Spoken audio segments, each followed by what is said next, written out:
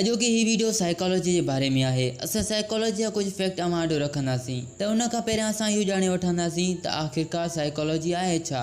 Psychology उन science के चइबो आहे जंहिंमें इंसान जे ज़हन ऐं हुन जे बर्ताव जे बारे में पढ़ियो वञे ऐं उन सां गॾोगॾु उन जी सोच, किरदार ऐं हिसासनि जी बि ॻाल्हि कई वेंदी आहे।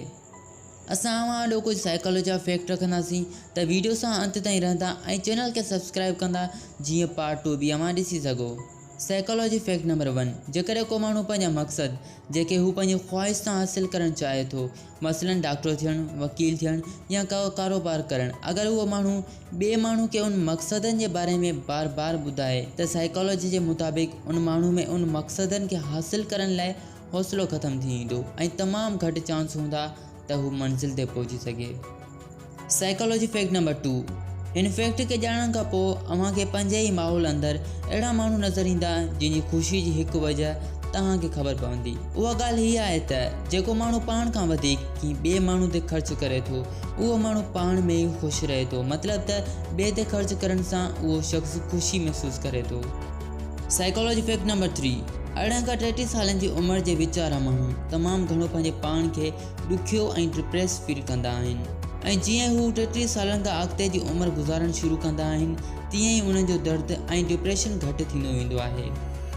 साइकोलॉजी फैक्ट नंबर 4, हीअ हिकु अजीब फैक्ट आहे जंहिंखे असां पंहिंजी आम ज़िंदगी में परखियो हूंदो। अगरि हा त पोइ वरी ॿुधी छॾियो। उहा ॻाल्हि हीअ आहे त जेके माण्हू होशियारु, सियाणा ऐं समझदार हूंदा आहिनि उहे पंहिंजे पाण खे सम्झण जी कोशिशि कंदा आहिनि, जॾहिं त जेके माण्हू जाहिल हूंदा आहिनि उहे ॿियनि खे बसि चवंदा वतंदा आहिनि या पंहिंजे पाण खे कुझु अहिड़ा ज़ाहिर कराईंदा आहिनि जीअं बसि उहे ई सियाणा हुजनि। साइकोलॉजी फैक्ट नंबर 5, असांजी जेका दिलि आहे न उहा कॾहिं कंहिंजे प्यार में पवण जहिड़ी न आहे। असुल में उहो सभु हिकु केमिकल रिएक्शन जे करे थींदो आहे जेको असांजे दिमाग़ में मौजूदु हूंदो आहे। उहो केमिकल ई इंसान खे प्यार में पवण जो ज़िम्मेदारु हूंदो आहे। साइकोलॉजी फैक्ट नंबर 6, अगर अव्हां खां सवाल पुछां त कुछ अहिड़ी माज़ी जी ॻाल्हि ॿुधायो जेका अव्हां खे यादि हुजे त अव्हां कहिड़ी ॻाल्हि ॿुधाईंदव? बेशक हर कंहिंजा मुख़्तलिफ़ जवाब हूंदा, पर साइंस जो चवणु आहे त इंसान पंहिंजे माज़ी जी उन ॻाल्हि खे यादि रखे सघंदो आहे जेका ॻाल्हि हू यादि कंदो ईंदो आहे या वरी कंहिंखे ॿुधाईंदो ईंदो आहे। इन करे त स्कूलनि में चवंदा आहिनि न, जेको पढ़ो था उन खे वरी वरी दोहरायो। साइकोलॉजी फैक्ट नंबर 7, जेकॾहिं को इंसान रोए ऐं उन रोअण सबबु अगरि हुन जो पहिरियों ॻोढ़ो साॼी अखि मां निकिरे त सम्झो हू ख़ुशी जो ॻोढ़ो आहे।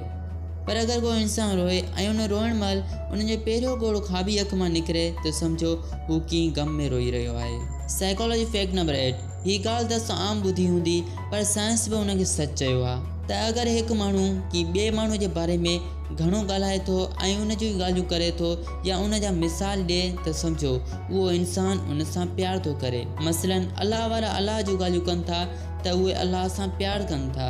अहिड़ा ई घणेई मिसाल अची था वञनि। साइकोलॉजी फैक्ट नंबर 9, अगरि मां अव्हां खे पंहिंजो मनपसंदि गानो ॿुधायां, छा उहो गानो अव्हां खे पसंदि ईंदो? शायदि न। या तव्हां मूंखे को गानो ॿुधायो जेको तव्हांजो मनपसंदि हुजे त शायदि उहो मूंखे पसंदि न ईंदो। त इन जे पोयां हिकु ई वजह आहे त जेको गानो मां ॿुधंदो आहियां उन सां मुंहिंजा इमोशन्स, फीलिंग्स जुड़ी वेंदा आहिनि ऐं उन खे सिर्फ़ु मां ई सम्झी सघंदो आहियां। इहा ई वजह आहे जंहिं सबबु असांखे पंहिंजा मनपसंदि गाना चवणा पवंदा आहिनि जॾहिं त ॿियनि जी नज़रनि में उहे गाना का माना नथा रखनि। साइकोलॉजी फैक्ट नंबर 10, इंसान जॾहिं बि का शइ सिखंदो आहे त उन जी शुरूआति नक़ल करण खां कंदो आहे। अगरि हू नक़ल न कंदो त का शइ सिखी न सघंदो ऐं नक़ल ई सिख्या हासिल करण जी पाड़ आहे। इन करे चवंदा आहिनि त ॿार उहो ई सिखंदा आहिनि जेको हू कंहिंखे कंदे ॾिसंदा आहिनि। त इहा हुई अॼु जी वीडियो। अगरि वीडियो पसंदि आई आहे त लाइक कंदा, अगरि हिन जो पार्ट 2 ॾिसणु चाहियो था त चैनल खे सब्सक्राइब कंदा ऐं घंटी निशान ते क्लिक करे छॾींदा जीअं पार्ट 2 जी नोटिफिकेशन अव्हां वटि जल्दी में जल्दी पहुची वञे। महिरबानी।